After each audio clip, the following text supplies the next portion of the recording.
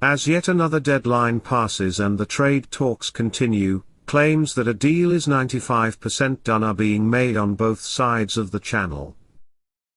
Unfortunately, it's going to be that 5% that could bring horror to all that voted leave. No doubt this 5% contains the red lines that Barnier has been so desperate to cross.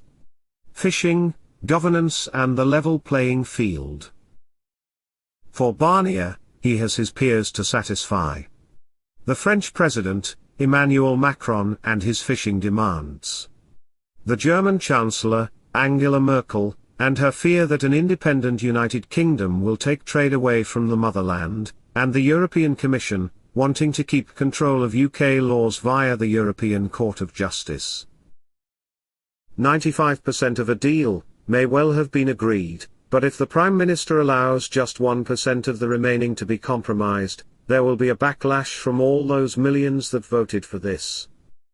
There is much desperation from the EU. They are not used to not getting their own way, and with Hungary and Poland vetoing the €1.8 trillion 2021 to 2027 budget and recovery fund, unrest continues from within.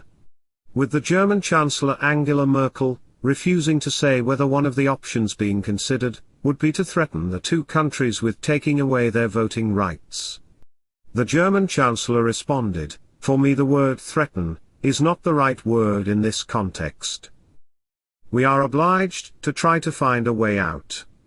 It's a serious problem that we have to solve and we will work hard and earnestly on it." But beyond the internal message, clear that the EU see a strong UK on their borders as a clear threat to the bloc's future. The term, level playing field, is simply EU speak for being tied into Brussels rules and regulations. But the really big potential gains from Brexit derives from operating rules and regulations different from the EU's. And how can the UK claim to be fully sovereign if it has to submit to the judgment of the EU courts?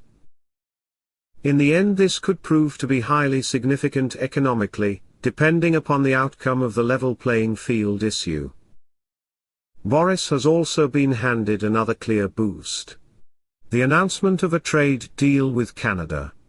Under its terms, the UK and Canada will continue trading under the same terms as the current European Union agreement after the conclusion of the Brexit transition period. The government has said the agreement in principle paves the way for negotiations to get underway, aimed at thrashing out a new comprehensive deal with Canada. Ministers hope future negotiations will go further on digital trade, women's economic empowerment, and the environment.